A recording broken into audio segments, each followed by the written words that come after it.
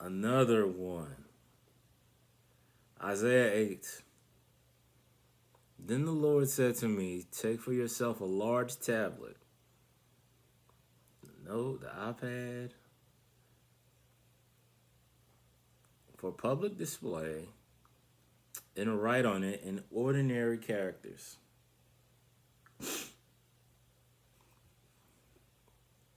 Belonging to Maher. And I will get faithful witnesses to attest for me, Uriah the priest, and Zechariah. So I approached my wife, the prophetess. She conceived and gave birth to a son.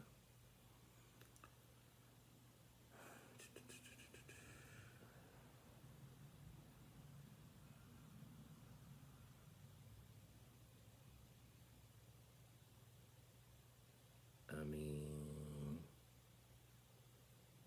so I approached my wife. She conceived and gave birth to a son. So you and your wife talked about it. She was like, bet. All right. Then the Lord said to me, for before the boy knows how to say my father or my mother, the riches of Damascus and the spoil of Samaria will be carried away by the king of Assyria. Again, the Lord spoke to me, saying, because these people have refused the gently flowing waters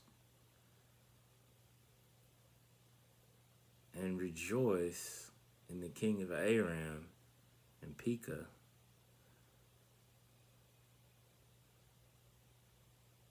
the Lord is about to bring on them waters of the Euphrates, strong and abundant, the king of Assyria in all his glories, and it will rise over all its channels and canals and go far beyond its banks.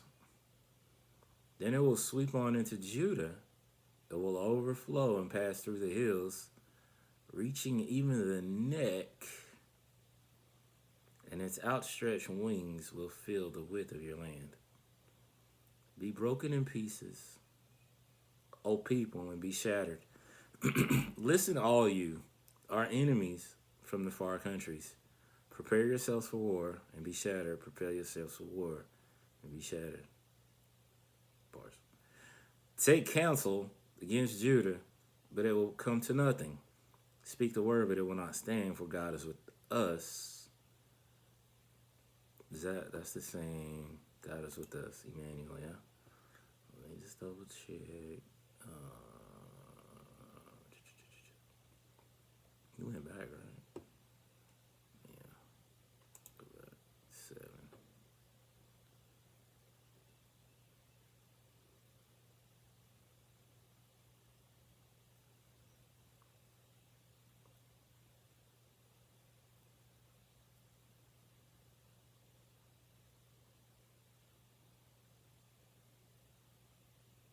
Yep.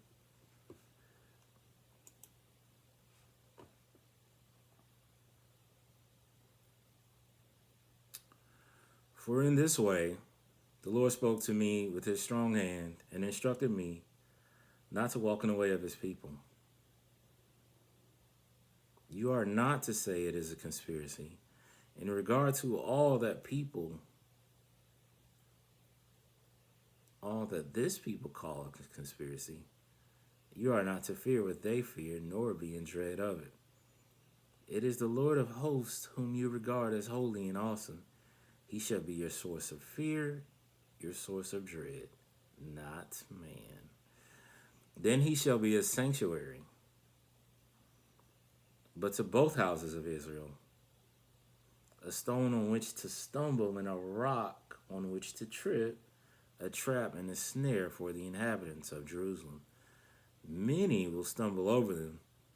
Then they will fall and be broken. They will even be snared and trapped. Bind up testimony, seal the law and teaching among my disciples, and I will wait for the Lord who is hiding his face from the house of Jacob, and I will eagerly look for him. Listen carefully, I and the children whom the Lord has given me for signs and wonders in Israel from the Lord of hosts. who dwell on Mount Zion.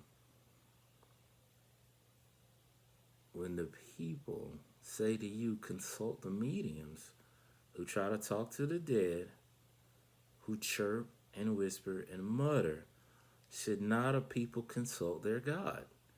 Should they consult the dead on behalf of the living?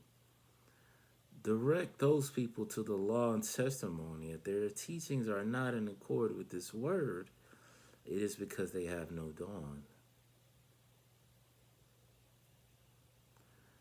They who consult mediums will pass through the land deeply distressed, hungry.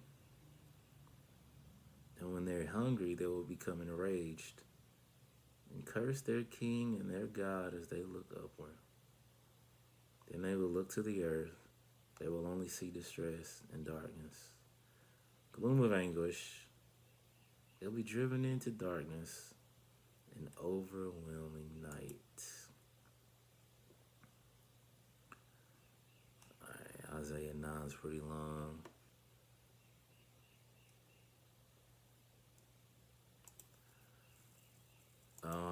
I've been through similar. That's why I look forward to when the sun's out.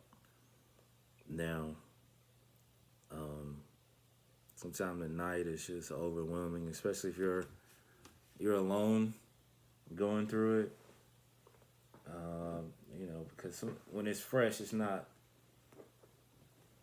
At least for me, when it's fresh wound, I'm not.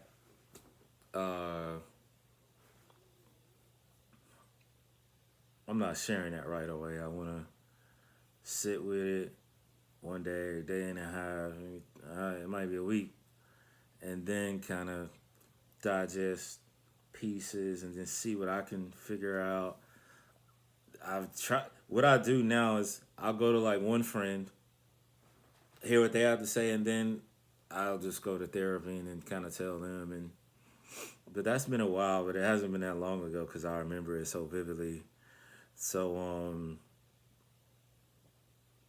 if you are in the dark and you're still working through it, just continue to take the little steps. I know sometimes you want to make the big step, have a big goal, and then achieve that big goal, but the success comes out of focusing on that little thing and then getting that one little thing right, and then meeting another little goal, and another little goal, and another little goal, and another little goal. So focus on that. Don't focus on the relapses, the setbacks you have. Just that little goal. You get that little goal every day, you'll come out all right, and just continue building your relationship with God. Don't worry about any other part. Just continue building that relationship.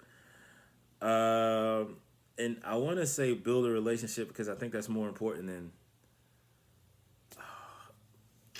I don't want to say this the wrong way, but I can't. It's more important than just praying all the time.